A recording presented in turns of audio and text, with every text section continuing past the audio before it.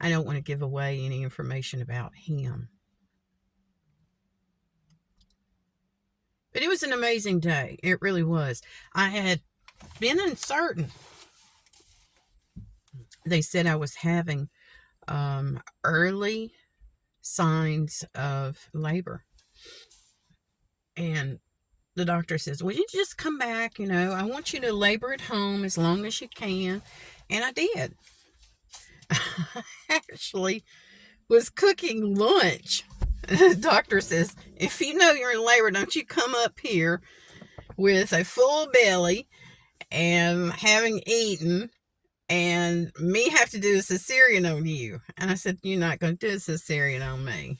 And he said, "How do you know that?" I said, "I've been praying over it." He says, "I have too." He said, "I'm not going to have to do a cesarean on you, but you're not going to come up here with a full belly."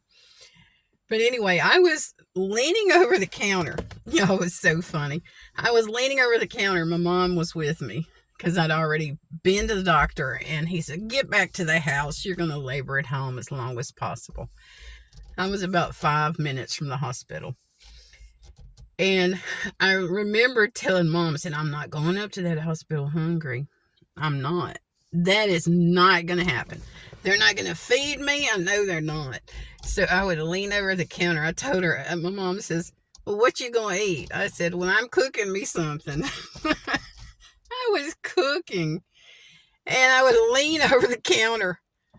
And my mom says,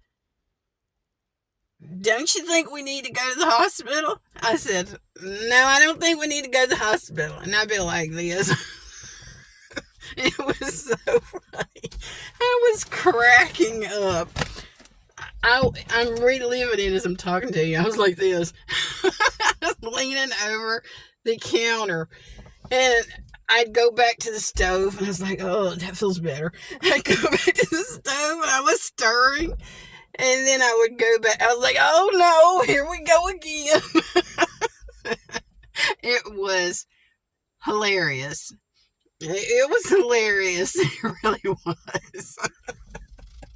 I was like, "I guess I'll know when it's time to go to the hospital."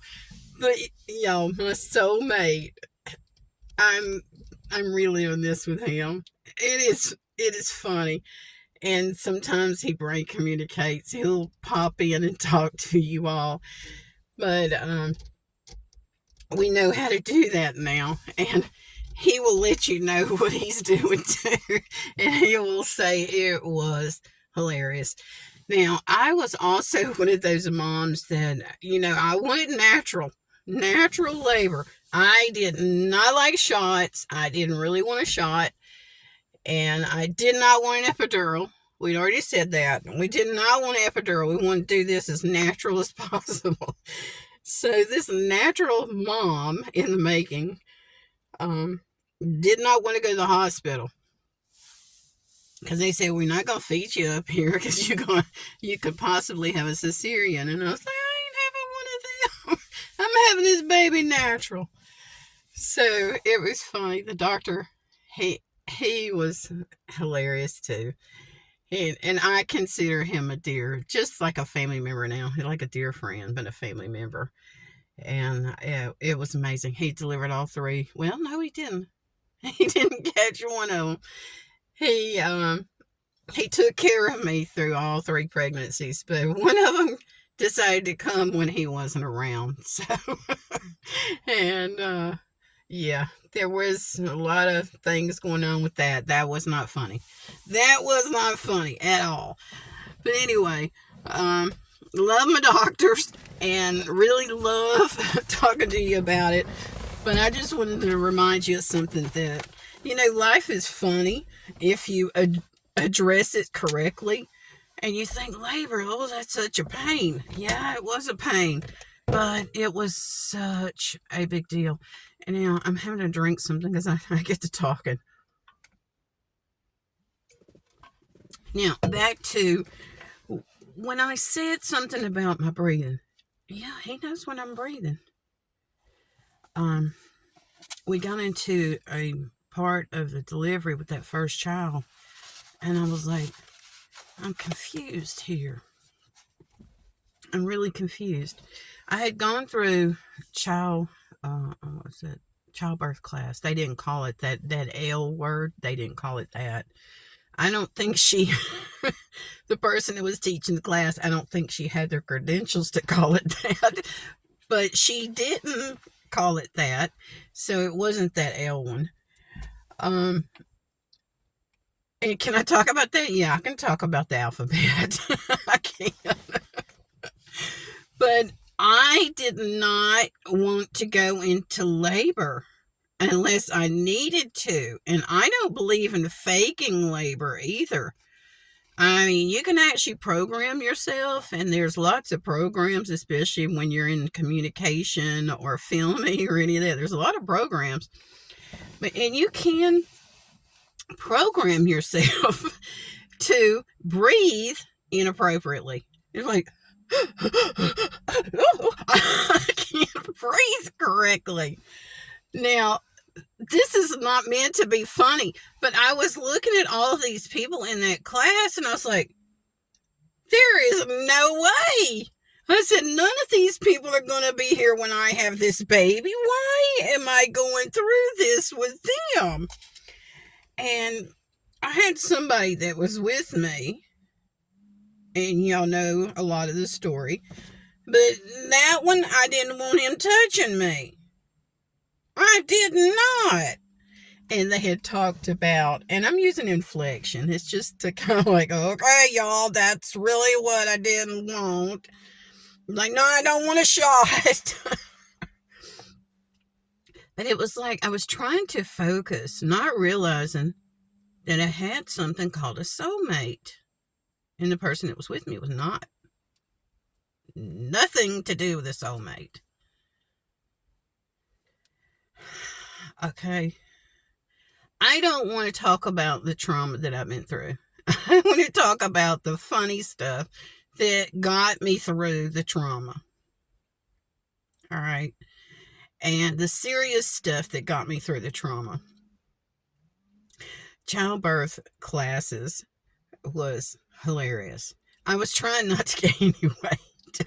I was wanting to direct my nutrition to the baby. It's like, okay, grow, baby, grow like you need to grow.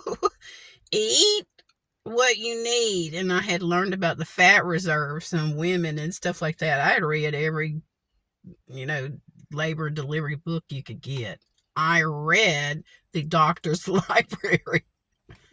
He had a library on labor and delivery. And I read every book. I went to him at one point.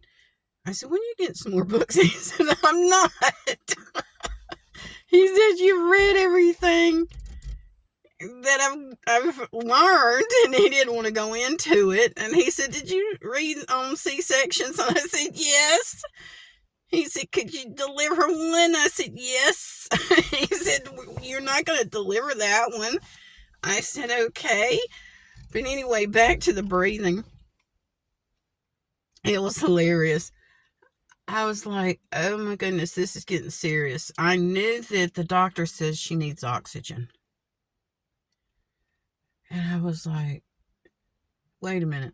Why am I needing oxygen? And I was hearing my soulmate talking. I was hearing the person in the room that I didn't want there. And I was trying to be very diplomatic because I knew that if he was in the room, at least I knew where he was at. All right. Sometimes you got to keep your eyes on people. And you're like, okay, he's in the room. I know, keep him over there. The doctor said, stay over there. And the doctor knew that something wasn't right. So they gave me oxygen.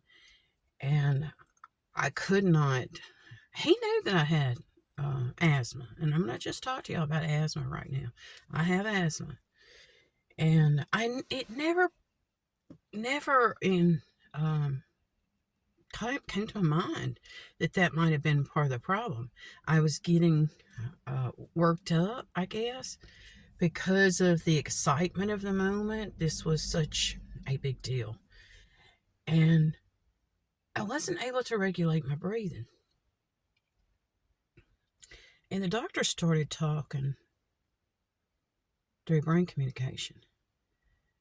And I was not on any medication at all. I might have gotten a shot at that point to kind of ease some pain because it was happening pretty fast. She came in 5 hours. And for the first time, that's fast. That was from the first, I guess, well, that was when I went to the doctor and got checked. And he said, hey, going back to the house, come back when they get closer. And I was in labor. But as my labor progressed, things were not going the way they needed to. And they had to do something after they gave me oxygen. But the doctor brain communicated with my soulmate. And I was like, okay. Because he said, we need somebody else to focus on this. And my soulmate actually said, okay, wait a minute. He called him my name. He knew his name. And he still knows his name. But here's the deal. It was not the person that was in the room. He was not in the room. And my soulmate started talking to me, and he started regulating my breathing. He can actually regulate my breathing. Now, it is an effort, but when you have a soulmate, they can do that. If they're not focused on the female soulmate, on their female soulmate, they can cause you to have a panic attack. You know how they bring out the paper bag like they used to and put it over your face, and you need to breathe and get your breathing regulated. Well, that's the old way. They don't do that anymore. But I knew it was getting serious, and he knew it was getting serious, and we're like, wait a minute. We got to get this under control. And because the word C-section was mentioned, and I heard the doctor talking to the nurses, and it was getting stressful for me. It was getting stressful. He said, I really don't want to have a cesarean, a C-section done when she's done this great. But it got close. It got real close. They did what they called an internal probe, where they had to go in and they put like this screw kind of thing. Well, it looked like a spring, but it went into her scalp, the baby's scalp. And I did not know. We didn't know what we were having. We just knew a baby. And I was like, okay, we need to make, they lost her heartbeat. Okay, they couldn't find it. So they had to go in and do that and put her on the monitor. Couldn't pick her up on the monitor. And they got her on the monitor, and they said, now let's get this baby out. So we did, and we got her out pretty quick. But I want to let you know that I was hearing everybody that was in labor at that hospital. I was hearing mothers pushing in the other rooms. There was other things going on around me that I was hearing. I was hearing the people arguing out in the waiting room. There were people arguing. Like, you're not even supposed to be here. Why are you here? I mean, it was going back and forth. I was like, I don't know who that is, but I'm trying to have a baby here. And I told you all that I hear everybody around me. I do. Is it good? No, not necessarily. And I'm being serious about this. Not necessarily. There are some people that have pulled up over here, and we are in a public location, and I'll film a little bit, hopefully.